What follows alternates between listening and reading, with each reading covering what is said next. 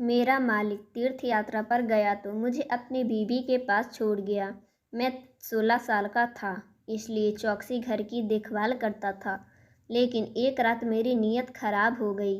मालिक के कपड़े पहने और खामोशी से मालकिन के कमरे में जाकर लेट गया। उस रात मेरे होश उड़ गए जब मुझे मालिक समझकर मालकिन ने मेरे साथ मेरी गिनती उन नौकरों में होती थी जो कि चोरी चकारी के आदी होते हैं। मैं जहाँ भी नौकरी करता था, जब मौका मिलता मैं छोटी मोटी चोरी और गलत नीयत से काम ले लेता था। और मेरे हाथ में भी ऐसी सफाई थी कि किसी को मुझ पर कभी शक नहीं होता था। जब मैं एक बंगले में अच्छा खासा पैसा चुरा चुका होता तो मैं ऐसे लोगों के घर देखता जो कि बेवकूफ़ और भोले भाले होते थे, ताकि उन्हें धोखा देना आसान हो सके। जब भी लगता कि अब मैं नज़रों में आ जाऊंगा, मालिक को पता चल जाएगा या मैं पकड़ा जा सकता हूँ, तो फौरन बहाना बनाकर पतली गली से निकल जाया करता था। इस इलाके में तकरीबन सारे बंगले में मैं चोरी कर चुका था, इसलिए अब अगले इलाके की तरफ निकल पड़ा जहाँ मुझे कोई नहीं जानता था। मैं नौकरी की तलाश में था कि मुझे अच्छे से बंगले में नौकरी मिल जाए, लेकिन मुझे ज़्यादा ठोकरें नहीं खानी पड़ी। मुझे एक अच्छे बंगले में नौकरी मिल गई। बंगले का मालिक बहुत ही अमीर था। देखते ही मैं अंदाज़ा लगा लिया था कि मालिक बहुत ही बेवकूफ़ किस्म का आदमी है, इसलिए मैं बातों से इसे उलझा सकता हूँ। मैं इसे अपना काम के बारे में बताना शुरू किया कि जब जिस बंगले में काम करता था, मेरे मालिक बेफिक्र हो जाते थे। मैं पूरी ईमानदारी से काम करता था। मेरे मालिक मेरी बातों से काफ़ी हद तक इम्प्रेशन हो चुके थे। मैं दिल ही दिल में खुश था। एक और उल्लू हाथ में आ गया, मगर तभी वह मालिक कहने लगा, अगर तुम्हारी ईमानदारी इतनी ही अच्छी है और तुम इतना अच्छा ही काम करते हो, तो तुम वह नौकरी छोड़कर क्यों आए? यह सुनकर मैं तो एक पल के लिए हड़बड़ा सा गया था। यह इतना भी सीधा नहीं था जितना मैं समझ रहा था। बस दिमाग इतना भी कुछ काम कर ही लेता था।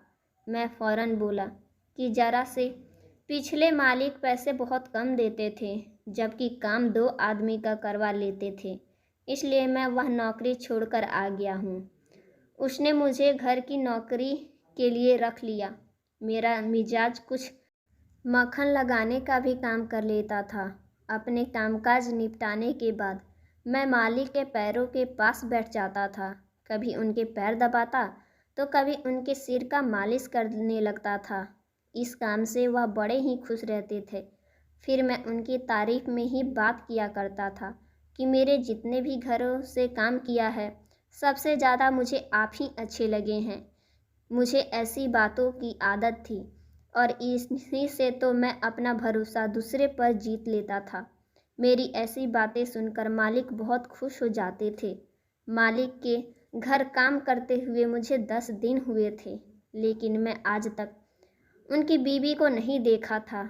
तब मैं उनके घर पर कामकाज करता था। मालकिन अपने कमरे में ही रहती थी और मालिक मुझे पहले ही कह चुके थे कि तुम पूरे घर का काम करोगे, सिवाय मालकिन के कमरे के। तुम उनके कमरे में नहीं जाओगे। पहली बार तो मुझे इस बात पर कोई ऐतराज़ नहीं था, लेकिन एक बार जिस हसीना पर मेरी नज़र पड़ी, मैं तो एक झलक में ही उसका दीवाना हो गया था। मैं पलकें झपकाना ही भूल गया था। शाम का वक्त था। सर्दियों की ठंडी शाम थी। हवा ठंडी ठंडी चल रही थी, तो मेरा चाय पीने का मूड बना। मैंने सोचा कि मैं अंदर जाकर चाय बना लूं। मुझे मेरे मालिक ने कहा था कि जब भी तुम्हें घर में अंदर आना हो तो तुम लॉन्च के दरवाजे पर दस्तक दे देना, मगर इजाज़त मिलने के बाद ही तुम अंदर आओगे तो बेहतर होगा। मैं 1-2 बार दस्तक दी, लेकिन मुझे कोई जवाब नहीं मिला। मैं समझा कि शायद मालकिन अपने कमरे में होंगी, इसलिए मैंने लॉन्च का दरवाज़ा खोला और किचन की तरफ बढ़ गया। ठंड बड़ी जोरों शोरों से चल रही थी। सुबह शाम होते ही सर्दी लगने लगती थी। मैंने सोचा कि चाय बना लेता हूँ और अपने साथ साथ चौकीदार और ड्राइवर को भी दे दूँगा। लेकिन जैसे ही मैं किचन में दाखिल हुआ, एक खूबसूरत सी लड़की गैस के पास खड़ी चाय बना रही थी। उसके हाथों की सफ़ेद रंगत और लंबे घने खूबसूरत बाल देखकर ही मैं अपने होश खो बैठा था। अचानक वह लड़की जो पलटी, वह मुझसे नज़रें मिलाई तो हम दोनों ही अपनी अपनी जगह पर हक्का घबरा गए से थे। मुझे यूं किचन में देखकर इस लड़की ने तो फौरन से अपना रूप बदल लिया। वह कहने लगी, ये लड़के, कौन हो तुम और किचन में कहाँ से आ गए हो? मैंने कहा कि माफ़ कीजिएगा, मुझे नहीं पता था कि आप किचन में मौजूद हैं। मैं घर का नौकर हूँ, चाय बनाने के लिए आया था। मेरी बात सुनकर वह कहने लगी, निकले तुम बाहर यहाँ से। कल मैं तुम्हारे मालिक से खुद बात करती हूँ। नौकरों को इतनी छूट दे रखी है कि मुंह उठाए कहीं भी चले आते हैं। अभी उनका लहजा बहुत गुस्से भरा था। मैं फ़ौरन से किचन से बाहर निकल आया, लंच से भी बाहर निकल गया। मैं बस एक झलक मालकिन की देखा था और मैं इन पर फिदा होने लगा था। मैं बाहर आया तो दहशत का शिकार था। मुझे देखकर चौकीदार और ड्राइवर मुझसे पूछने लगा कि तुम्हें क्या हुआ? तुम तो चाय बनाने गए थे। मैंने कहा, कुछ नहीं, बस दूध खत्म हो गया है, इसलिए मैं वापस आ गया। चौकीदार कहने लगा, तुम रहने दो, मैं बाहर से चाय ले आता हूँ। हम शाम की चाय वहीं से पीते हैं। तुमने कहा कि तुम अंदर से जाकर चाय ले आओगे, इसलिए हमने सोचा कि चलो वक्त की चाय भी पी लेते हैं। लेकिन मेरा दिल तो जैसे इस लड़की पर अटक सा गया था। मैं जानना चाहता था कि आखिर वह कौन है, क्योंकि वह 21 साल से ज़्यादा उम्र की नहीं लग रही थी और मेरे मालिक 50 के लगभग था। मैं नहीं मना सकता था कि वह लड़की मालिक की बीवी हो सकती है, लेकिन मैं बस कैसे पता लगाता कि वह लड़की कौन है। इसलिए मैंने सोचा कि मुझे आए हुए तो 10 दिन ही हुए हैं, तो मैं ड्राइवर और चौकीदार से ही पूछने की कोशिश करूं। वह तो सालों से यहाँ काम करते हैं। सबसे पहले मैंने ड्राइवर से पूछा। मैंने कहा कि तुम्हें मालूम है कि मालकिन के अलावा घर में और कौन कौन रहता है? मेरे इस सवाल पर ड्राइवर ने मुझे घूर कर देखा था। कहने लगा, तुम क्यों पूछ रहे हो? तुम्हें क्या मतलब है इस सब बातों से? इसका लेजर काफ़ी अजीब था। मैंने कहा कि बस यूं ही पूछ रहा था। वह कहने लगा, मालिक इस बात से मना करते हैं। कहते हैं कि मेरे घर की औरतों की बातें किसी को भी बताने की ज़रूरत नहीं है। मैंने कहा कि मैं कोई गैर थोड़ी हूँ, मैं भी तो तुम्हारे ही तरह नौकर हूँ। मेरी बात सुनकर ड्राइवर ने हाथे पर बल पड़ गया। कहने लगा, नौकर तो हो, नौकर की हद तक रहो। घर वालों के बारे में क्यों पूछ रहे हो? देखो, मेरी बात सुनो। वैसे तो मालिक सीधे साधे हैं, बहुत अच्छे हैं, लेकिन उतने ही इज्जतदार भी हैं। अपने घर की औरतों का जिक्र भी अगर उन्होंने सुन लिया तो तुम्हारा मुंह तोड़ने में वह वक्त नहीं लगाएंगे। यह सुनकर मेरा दिल कुछ डरने लगा था। मैं खामोश हो गया, लेकिन मैं भी अपने दिल के हाथों कुछ मजबूर हो गया था। इस लड़की ने तो मेरी रातों की नींद उड़ा कर रख दी थी। उसकी एक झलक ने ही मुझे उसका दीवाना कर दिया था। हर वक्त मेरा ध्यान उस लड़की की तरफ रहने लगा। पहले तो मैं घर के काम जल्दी जल्दी करके चौकीदारी और ड्राइवर के साथ बैठकर बातें करता था, लेकिन अब तो मैं काम भी करता रहता और मेरी नज़र और ध्यान मालकिन के कमरे की तरफ ही रहता था कि शायद गलती से ही वह बाहर आ जाएं और मैं उन्हें देख लूं कि क्या वह वाकई में मालिक की बीवी हैं। अगर हैं तो इस लड़की के साथ तो बड़ी गलत बात हुई है। वह 50 साल का आदमी और यह 21 साल की लड़की। जाने कि मेरा दिल ही दिल में यह दुआ कर रहा था कि कल इस मालिक की बीवी ना हो, कोई और लड़की हो। हालांकि मुझे यह भी मालूम था कि यह मालिक लोग कभी कभी अपने कास्ट से बाहर शादी नहीं करते। फिर वह मालिक के रिश्तेदार होती और मैं एक और मालिक की नौकर की कहाँ मेरी इतनी शादी होने वाली थी। लेकिन मोहब्बत और दिल का इस बातों का कोई समझ नहीं था जितना मैं उस लड़की का ख्याल अपने दिल से निकालने चाहता था, उतना ही वह मेरे दिल में आ बैठती थी। उसकी मोहब्बत में मैं गिरफ्तार होने लगा था। हालांकि मेरी उम्र 16 या 17 की होगी, लेकिन मेरी सोच बड़ी ही चुकी थी। शायद इसकी वजह यह थी, बचपन में ही मेरे बाबा ने मुझे स्कूल में पढ़ाने की बजाय नौकरी पर लगा दिया था।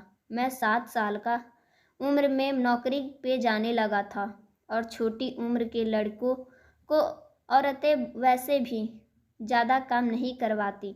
मेरी पहली मालकिन मुझे घर की बहुत छोटे छोटे काम करवाती थी। कभी कभी अपने पैरों का मालिश भी करवा लेती थी और फिर मुझे क्वार्टर में सोने के लिए कह देती। वहाँ और दोनों जवान लड़के थे। रात को लड़कियों के बारे में गलत गलत तरह की बातें करते थे, जो मैं चुप से आंखें बंद करके सुनता रहता था। इसलिए बहुत जल्दी ही मेरी नज़र दूसरे अंदाज में उठने लगी थी।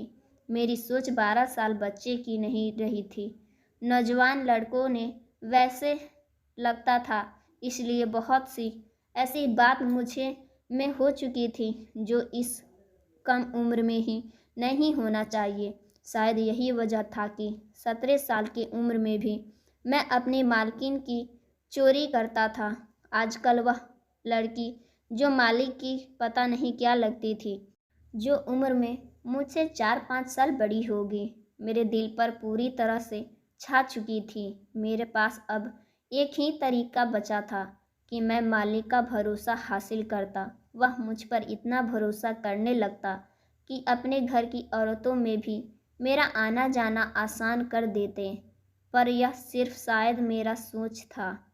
मैं मालिक की बात बहुत ज़्यादा सेवा करता था, हर वक्त उनके आगे पीछे फिरता रहता। मुझे खुश होकर कभी मुझे 1000 रुपये दे देते तो कभी 500 पकड़ा देते। लेकिन पैसे मेरी असली मकसद नहीं था। मेरी आंखों में तो कुछ और ही ख्वाब सज चुकी थी। इस बंगले में काम करते हुए 2 महीने गुजर चुके थे। मैं तेरा अंदाज़ा लगा चुका था कि ड्राइवर काफ़ी समझदार होते हैं। चौकीदार ज़रा बेवकूफ़ था। इसलिए मैंने सोचा कि मैं चौकीदार से पूछने की कोशिश करता हूँ। पहले तो मैं चौकीदार को अपनी तरह से सिगरेट पिलाई, चाय भी पिलाई। वह बड़ा खुश हो गया। फिर मैंने उससे खरीदना शुरू किया। जो खबर उसने मुझे माली के बारे में बताया, वह सुनकर मेरे तो दिल धक धक करना ही भूल गया था। उसने कहा कि वह ज़्यादा तो नहीं जानता, लेकिन यह माली की औलाद तो है ही नहीं, बीवी ही हो सकती है। लेकिन आज तक कभी किसी ने उनकी बीवी को नहीं देखा। मैं दिल में अब यह तक यही आस लगाए हुआ था कि हो सकता है कि इस मालकिन की वह बेटी हो या कोई और। लेकिन चौकीदार की बात बताने की, वह पति पत्नी अकेले ही इस बंगले में रहते थे और मालिक की बीवी कभी कभी इस मालिक के साथ बाहर जाती थी, वरना ज़्यादातर घर पर ही रहती थी। मुझे हैरत इस बात की थी कि आखिर मालिक को बीवी पर इतना ही ख्याल है तो उन्होंने कोई औरत नौकरानी घर में क्यों नहीं रखी। वह घर की साफ सफाई मुझसे क्यों करवाते थे। मेरा दिल पूरी तरह से उलझ चुका था। इस तरह मैंने खाना भी नहीं खाया था। मैंने यही सोचता रहा कि हो सकता है वह उनकी बेटी हो या कोई बहन, ताकि कम से कम मेरा कोई चांस तो बनता। रिश्ता होना ना होना तो बात की बात है, मगर वह इस बूढ़े की बीवी थी। यह सुनकर मेरा दिल बुरी तरह खट्टा हो चुका था। अगर पहली बार मैं दिमाग से नहीं बल्कि दिल से सोच रहा था। मैं अपने क्वार्टर में जाकर लेटा और फिर सोचने लगा कि भला कोई लड़की इस 50 साल के बूढ़े के साथ अपनी ज़िंदगी कैसे गुजार सकती है। इस मालिक ने आखिर ऐसी क्या खास बात थी? साथ दौलत थी कि लालच थी या फिर कुछ और? मालिक लोग तो वैसे भी शादियाँ अपनी खानदान के बराबर नहीं करते हैं। मालकिन के लिए कोई लड़का नहीं बचा होगा, इसलिए उनकी शादी इस 50 साल के आदमी से करवा दी गई। ऐसे कई सवाल थे जिसके जवाब मैं खुद ही खुद दिए जा रहा था, मगर मैं एक बार मालकिन से अकेले में ज़रूर मिलना चाहता था। वह तो एक बार मुझे मुस्कुरा कर देख लेती तो मैं निहाल हो जाता, मगर उन सबसे पहले मुझे मालिक का दिल जीतना था ताकि वह मुझे अपने घर की औरतों के सामने ला सकें। रातों रात ही मैंने एक प्लान बनाया था और उस प्लान के मुताबिक अपने कुछ दोस्तों को सुबह कॉल कर दिया। आज इतवार का दिन था और मुझे ड्राइवर ने बताया था कि कल वह मालिक किसी जगह से काम से जा रहे हैं। जैसे ही मालिक घर से निकले तो मैं भी सामान लेने के बहाने घर से बाहर निकल गया। मैं अपने दोस्तों से लगातार बात कर रहा था। मालिक जैसे ही घर की तरफ आने लगे तो एक वीरान इलाके में कई मोटरसाइकिल सवार लड़के उनके आसपास घूमने लगे और अजीब गरीब आवाज़ निकालते हुए हंसने लगे। मालिक बहुत ज़्यादा डर चुके थे और मैं यही चाहता था। ड्राइवर ने कई बार उन्हें डांट कर हटाना चाहा, मगर वह नहीं हटे। देखते ही देखते उन्होंने गाड़ी का रास्ता बंद कर दिया और उस वीरान इलाके में गाड़ियों की गोल गोल घूम रहे थे। मैंने पिस्तौल को बाहर निकाला। उन्होंने चेहरे पर रुमाल बांध रखे थे। देखते ही वह चोर लुटेरे लग रहे थे। यह मंजर देखकर वह मालिक काफ़ी घबरा चुका था। अगले ही पल एक बाइक से एक लड़का उतरकर गाड़ी की तरफ आया और मालिक को कहने लगा कि गाड़ी से उतरो जाने का कहा। मालिक बड़े तमीज़ से उसे बात कर रहे थे। कहने लगे कि तुम लोगों को जो भी चाहिए मैं दे दूंगा, मगर गोली मत चलाना, हम आराम से ही बात कर सकते हैं। यही कहते हुए मालिक डरता डरता गाड़ी से उतरा था। उन्होंने मालिक के पास मौजूद सारी कीमती चीज़ें को निकलवा लिया था, यहाँ तक कि उनका पर्स भी खाली हो चुका था। जैसे ही मालिक वापस गाड़ी में बैठने लगे तो एक आदमी ने फौरन पिस्तौल तानी और कहने लगा कि तूने हम पांचों की शक्ल तो देख ली है। तुम हमारे नाम किसी को भी बता सकते हो, इसलिए हम तो तुम्हें जिंदा नहीं छोड़ेंगे। यह हमारा वसूल है और हम उसे अकेले खिलाफ जा नहीं सकते। हम जिसकी भी चोरी करते हैं उसे मौत की घाट उतार देते हैं। इतना कहने के बाद उन्होंने जैसे ही पिस्तौल तानकर मालिक को गोली मारनी चाहिए, मैंने फौरन ही भागते भागते वहां आ गया और उन लोगों के हाथ से पिस्तौल छीनकर मैं उन्हें से हाथापाई करने लगा था, बिल्कुल एक फिल्मी अंदाज में। अगले ही पल उन्होंने जैसे ही मालिक पर गोली चलाई, मैं मालिक के आगे आ गया था और गली मेरे बाजू पर लग चुकी थी। वह पांचों फौरन से वहां से मोटरसाइकिल पर बैठकर भाग चुके थे, जबकि मैं वहीं पर गिर कर बेहोश हो गया था। जब मुझे होश आया मैं शायद अस्पताल में मौजूद था। मालिक मेरे सर पर खड़े थे। कहने लगे कि तुम ठीक तो हो ना, तुम्हें दर्द तो नहीं हो रहा है। वह इस शहर का सबसे बड़ा हॉस्पिटल था और मैं इस वक्त यहाँ सही सलामत मौजूद था। बाजू में दर्द था, मगर इस शहजादी के लिए इतना दर्द सहना तो बनता था। मैंने कहा कि मालिक, मैं आपका वफादार गुलाम, मैं आपका नमक खाया हूँ। आपके लिए तो मैं कुछ भी करने को तैयार हूँ। यह गोली खाना तो कुछ भी नहीं है। आप पर तो मेरी जान भी कुर्बान है। यह सुनकर मालिक तो मेरा दीवाना ही हो गया था। 1 हफ्ते तक मैं अस्पताल रहा और फिर वह मुझे अपने घर ले गए।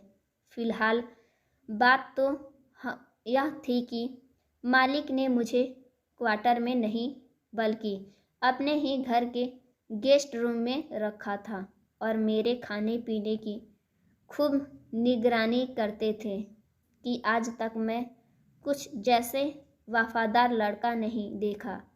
बस आज मैं तुम क्वार्टर में नहीं बल्कि इस घर में रहोगे। दिल ही दिल में मैं बहुत ज़्यादा ही खुश था कि मेरा गोली खाना बेकार नहीं गया।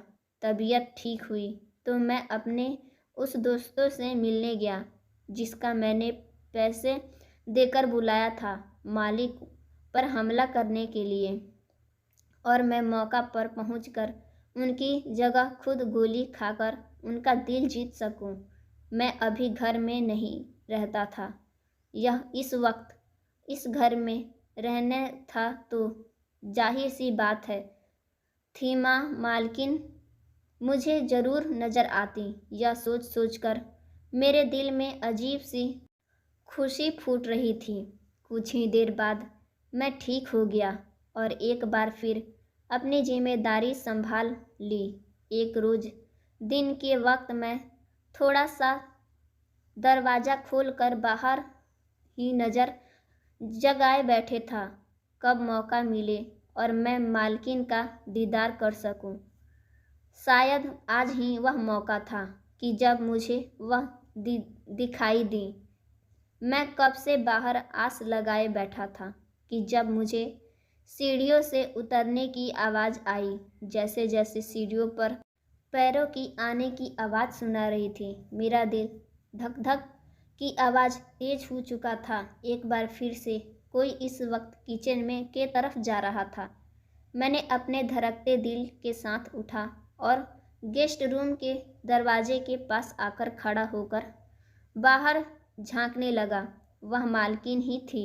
आज उसने गुलाबी रंग का फ्रॉक पहना रखा था, दुपट्टा गले में अटका रखे थे। उसने अपने गीले बाल कंधे पर फैलाया हुआ था। ऐसे मंजर को देखकर तो मेरा दिल सूने में ही उछल पड़ा था। जी चाहा कि अभी जाऊं और जाकर मालकिन से दिल की बात कर लूं। मैं मालकिन को आज पहली बार नज़र भरकर देखा था। वह तो अपनी मिसाल अपने आप में ही थी।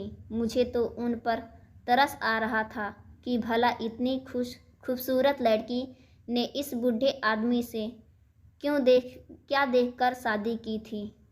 इसके साथ तो कोई मुझ जैसा गबरू जवान ही सूट करता था। बात मेरी तो मैं भी कोई शक्ल सूरत से कम ना था, बल्कि बहुत ही खूबसूरत था। मुझे तो कोई भी देखकर यह नहीं कह सकता था कि मैं एक नौकर हूँ, बल्कि मालिक कहता था। यह तो किस्मत की बात थी। वह जिससे हिस्से में आया और दौलत दे आए।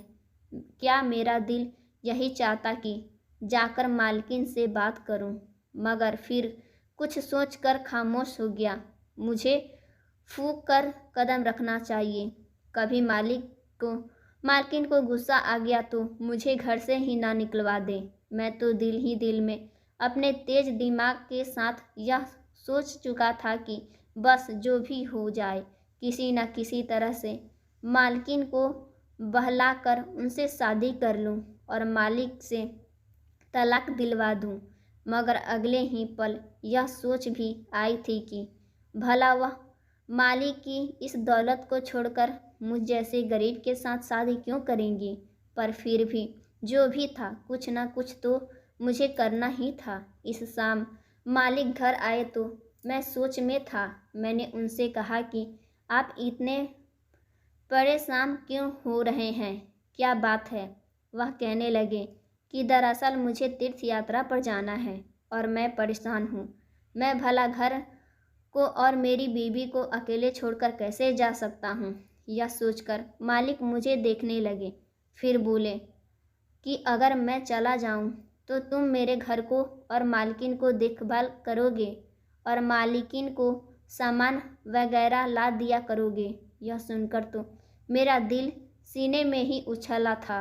मैंने फौरन अपनी जबान पर काबू करते हुए कहा, जी मालिक, जो आप कहेंगे मैं करूँगा, आप फिक्र न करें। आप बेफिक्र रहें, मेरे होते हुए आपको परेशान होने की ज़रूरत नहीं है। मालिक की बेफिक्र हो चुके थे, कहने लगे कि वह 2 दिन तक वापस नहीं आएंगे, यही सही मौका था। अगले रोज़ मालिक घर से चले गए और मैं रात होते ही इंतज़ार करने लगा। मेरा दिल चाहता था कि मैं मालकिन के कमरे में जाऊं, उनके साथ वक्त गुजारूं। हो सकता है मुझे अपने पास देखकर वह भी मुझसे मोहब्बत करने लगे। यही सोचता हुआ जैसे ही रात हुई और घर में अंधेरे में डूबने लगा तो मैं बहाने से मालिक के कपड़े निकाल कर और फिर पहन लिया। घर बिल्कुल अंधेरे में डूबा हुआ था। इसी मौके का फ़ायदा उठाते हुए मैं धीरे धीरे कदमों से मालकिन के कमरे में चला गया। मैं मालकिन के कमरे में जैसे ही दाखिल हुआ तो वह बिस्तर पर सो रही थीं। कमरे में धीमी सी रोशनी थी। मैं जाकर मालकिन के साथ लेट गया। न जाने मैं क्या चाहता था, मगर जो भी था, मेरे जज्बात मुझे बहका रहे थे। कुछ समझ नहीं आ रहा था मैं क्या करूं। अभी मैं वहां पर जाकर लेटा ही था कि तभी कमरे की रोशनी ऑन हो गई। जब देखा तो सामने वही लड़की खड़ी थी। जब मैं बेड की तरफ दूसरी तरफ नज़र दौड़ाया तो वहां पर भी कोई लेटा हुआ था। मैं तो हड़बड़ाकर उठा था। अगले पल इस लड़की के चिल्लाना शुरू कर दिया, पर लेटी हुई एक उम्रजाद औरत उठकर बैठ गई। कहने लगी कि क्या हुआ, यह लड़का कौन है और यहाँ क्या कर रहा है। इतना सुनकर वह लड़की मुझ पर चिल्लाने लगी, कहने लगी, यह नया नौकर है, कब से मैं इसकी हरकतें देख रही हूँ। न जाने यह क्या करना चाहता है, किस मकसद से इस घर में आया है। इसकी हिम्मत देखिए, यहाँ तो हमारे इस कमरे में घुस चुका है। इससे पहले कि मुझ पर कोई गलत इल्ज़ाम लगाता, मैं फ़ौरन कहने लगा कि मेरे बारे में गलत मत सोचिए, पहले मुझे बताइए कि आप कौन हैं और आप कौन। मेरी बात सुनकर औरत कहने लगी कि मैं माली की बीवी हूँ और यह मेरी छोटी बहन है जो यहाँ मेरा देखभाल करने के लिए आई है। यह सुनकर मुझे तसल्ली हुई थी कि शुक्र है यह इनकी बीवी नहीं है, वरना मेरा तो आज पता नहीं क्या होता। वह उम्रजात औरत उठकर मुझ पर चिल्लाने लगी। मैं फर्म उनके कदमों में गिर गया और माफ़ी मांगने लगा कि मुझे माफ़ कर दीजिए, मैं आपकी छोटी बहन से बहुत मोहब्बत कर बैठा हूँ।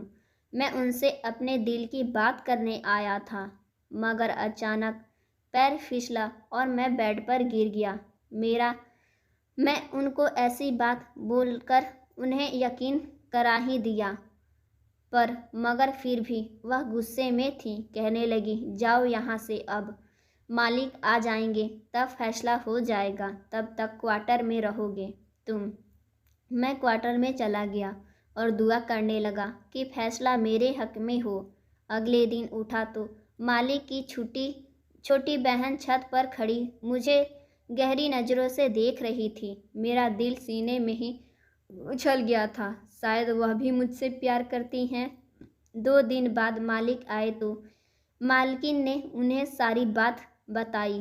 पहले तो वह जरा अकड़े कि नौकर है, हम मालिक लोग हैं, मगर फिर मालकिन ने कहा तो मालिक मान गए। मालकिन ने अपने छोटी बहन और मेरा रिश्ता पक्का कर दिया। साथ मैं एक फैक्ट्री में अच्छी नौकरी भी लगा दी, जहां मेरा काम सामान पैकिंग और ऐसे ही दूसरे काम में को देखना था। मेरे दिन बदल चुके थे। मैंने चोरी चकारी छोड़ दी थी और मालकिन के छोटी बहन के साथ शादी करके खुशनुमा ज़िंदगी गुजारने लगा था। सो फ्रेंड्स, स्टोरी अच्छी लगी हो तो लाइक कीजिएगा, चैनल पर नया है चैनल को सब्सक्राइब कर लीजिएगा। मिलते हैं हम आपसे नेक्स्ट वीडियो में। Thanks for watching my video.